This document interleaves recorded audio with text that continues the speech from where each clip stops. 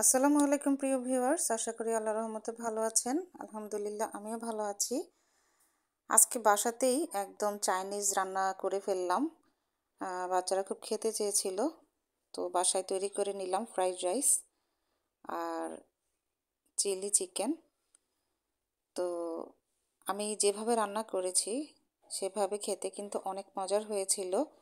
একদম চাইনিজ স্বাদই পেয়েছিলাম আমরা। তো আমি যেভাবে রান্না করেছি সেটা আজকে আপনাদের সাথে শেয়ার করছি। আশা করি আপনাদের কাছেও ভালো লাগবে। তো আমি এখানে প্রথমে পোলার চাল, এখানে আমি 250 গ্রাম পোলার চাল আধা ঘন্টা আগেই ধুয়ে পানি ঝরিয়ে রেখেছিলাম। তারপর চুলায় একটি পাতিল বসিয়ে পানি দিয়েছিলাম বেশ অনেকখানি। পানির বলক আসলে আমি পোলার চালটা দিয়ে প্রায় 70 থেকে 80% মতো এটা সিদ্ধ করে নেব চালটাকে। তো এই যে দেখতেই পাচ্ছেন হয়ে গেছে। এই পর্যায়ে আমি এটাকে পানি ঝরিয়ে নামিয়ে ফেলবো। আমি এখানে 80% মতো সিদ্ধ করেছি। তো এই যে ঝাঁঝরিতে নিয়ে আমি এখানে পানি ঝরতে দিয়েছি, আর এখানে চিকেন নিয়েছি ব্রেস্টের বেশ খানিকটা। তো এবার এখানে আমি আদা রসুনের পেস্ট দিয়ে দিলাম। চিকেনগুলোকে আমি ছোট ছোট পিস করে নিয়েছি। এরপরে এখানে একটুখানি সয়া সস আর স্বাদ অনুযায়ী একটু লবণ দিলাম, আর দুটো ডিম আমি আগেই ভেঙে রেখেছিলাম, সেখান থেকে সামান্য একটু পরিমাণ এখানে দিয়ে দিলাম। এবার দিয়ে দিচ্ছি কর্নফ্লাওয়ার 3 চামচ এবং ময়দাও 3 চামচ, এখানে চা চামচ। তারপরে দিলাম আমি মরিচের গুঁড়ি আর কালো গোলমরিচের গুঁড়ি। এবার এটাকে আমি মেখে নিয়েছি খুব ভালো করে। তারপর আমি চুলায় তেল গরম হতে দিয়েছিলাম আগেই। এবার মাংসগুলোকে ভেজে নিচ্ছি। একটি একটি করে আলাদা আলাদা করে দিবেন, তা না হলে একটির গায়ে আরেকটি লেগে যাবে। তা আমি এটাকে একটু ভেজে নিচ্ছি মিডিয়াম আছে। তারপরে যে তুলে রেখে দিলাম। এবার আরেকটি কড়াই বসিয়ে দিয়েছি আমি চুলায়, দিয়ে দিলাম রান্নার তেল। এখানে আমি তেলটা একটু গরম হলে পেঁয়াজ কুচি দিয়ে দিলাম বেশ খানিকটা। পেঁয়াজটাকে আমি সামান্য একটু ভেজে নেব। দিয়ে দিচ্ছি আদা রসুনের পেস্ট। এখানে আপনারা আদা রসুন মিহি কুচি করেও দিতে পারেন, তো আমি পেস্ট দিয়েছি। আর দিয়ে দিলাম ক্যাপসিকাম, এটা আমার ফ্রোজেন ছিল। এবার দিয়ে দিলাম কাঁচামরিচ কুচি। এটাকে 2-1 মিনিটের মতো ভেজে নিচ্ছি। এরপর দিয়ে দিলাম লাল মরিচের গুঁড়ি, স্বাদ অনুযায়ী লবণ, একটুখানি ভিনেগার দিয়ে দিলাম বা সাদা সিরকা।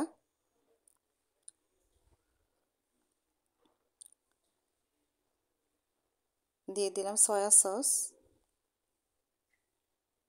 টমেটো সস, ওয়েস্টার সস, একটুখানি টেস্টিং সল্ট, কালো গোলমরিচের গুঁড়ি। এবার এই মশলাটাকে 2-1 মিনিট ভেজে নেব।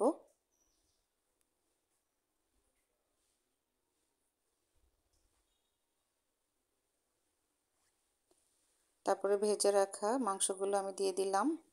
এবার খুব ভালো করে মিশিয়ে 3-4 মিনিটের মতো রান্না করব। এবার আমি এখানে কর্নফ্লাওয়ার, এখানে আমি 3 চা চামচ কর্নফ্লাওয়ার একটুখানি পানি দিয়ে গুলিয়ে রেখেছিলাম, সেটা দিয়ে দিলাম। এবার রান্না করব 5-7 মিনিটের মতো। মোটামুটি এটা ঘন হয়ে যাবে এবং যখন মাখো মাখো একটা পর্যায়ে হবে তখনই আমি এটাকে তুলে নেব। এই যে আমি এটাকে তুলে নিয়েছি। এবার আমি ফ্রাইড রাইস রান্না করতে চলে এলাম। বসিয়ে দিলাম একটি কড়াই, দিয়ে দিলাম রান্নার তেল। তেলটা গরম হলে পেঁয়াজ কুচি দিয়ে দিলাম। এবার এখানেও আমি আদা রসুনের পেস্ট দিয়ে দিলাম, তবে আপনারা এখানে চাইলে আদা রসুনের মিহি কুচিও দিতে পারেন। এবার আমি যে ডিম রেখেছিলাম 2টি, সেটাই আমি এখানে দিয়ে দিলাম। আর দিয়ে দিলাম সামান্য একটু লবণ আর কালো গোলমরিচের গুঁড়ো। তারপর এটাকে আমি একটু স্ক্রাম্বল করে এর মধ্যে আমি গাজর, বরবটি, ক্যাপসিকাম কুচি দিয়ে দিলাম। দিয়ে দিলাম স্বাদ অনুযায়ী লবণ। এখানেও দিয়ে দিলাম একটুখানি সিরকা। নেড়ে চেড়ে মিক্স করে নিচ্ছি।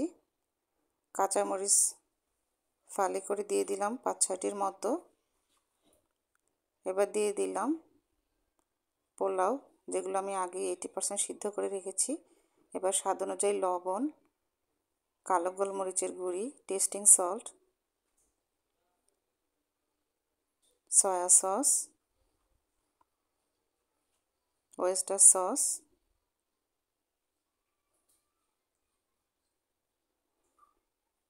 টমেটো সস দিয়ে দিলাম। দিয়ে আমি ভালো করে এগুলোকে নেড়ে চেড়ে মিক্স করে নিচ্ছি। 3-4 মিনিটের মতো হাই হিটে এগুলোকে রান্না করব আমি। ফাইনালি এটা হয়ে গেছে। এবার আমি সার্ভ করে নিচ্ছি। খেতে খুবই মজার হয়েছিল। আপনারা এভাবে তৈরি করে দেখবেন, আশা করি ভালো লেগেছে।